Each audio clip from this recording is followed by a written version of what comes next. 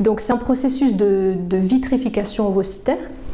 qui se passe comme une FIV, c'est-à-dire qu'on fait un protocole de stimulation ovarienne comme pour une FIV, et l'idée c'est de congeler les ovocytes et donc de pouvoir les utiliser un petit peu plus tard quand on a un compagnon ou quand on est plus stable dans sa vie professionnelle ou pour X raisons, et du coup d'arrêter un petit peu l'effet du temps sur la réserve ovarienne et sur la qualité des ovocytes. C'est quelque chose qui fonctionne bien. Simplement, ça dépend de l'âge auquel on le fait, parce que c'est recommandé de le faire avant 35 ans, puisque c'est à partir de 35 ans, globalement, que la réserve ovarienne quantitative et qualitative aussi commence à diminuer, même si on n'est pas tout égal et que c'est un petit peu variable selon les femmes.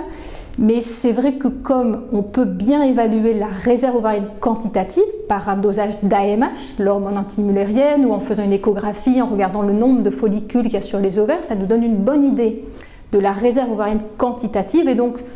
en faisant une stimulation ovarienne, on peut anticiper à peu près le nombre d'ovocytes qu'on va pouvoir récupérer et congeler, mais on n'a pas de marqueur de la qualité de ces ovocytes. Et donc, c'est toujours préférable, évidemment, de le faire avant 35 ans, plutôt qu'après 35 ans, même si c'est aussi possible après 35 ans. Mais ce qu'on veut, c'est vous aider à avoir un bébé avec ces ovocytes, et ça, on sait que ça va dépendre de l'âge auquel on le fait et surtout du nombre d'ovocytes qu'on va récupérer. C'est pas la même chose de récupérer 5 ovocytes, 10 ovocytes, 15 ovocytes, et les résultats dépendent un petit peu du nombre et de l'âge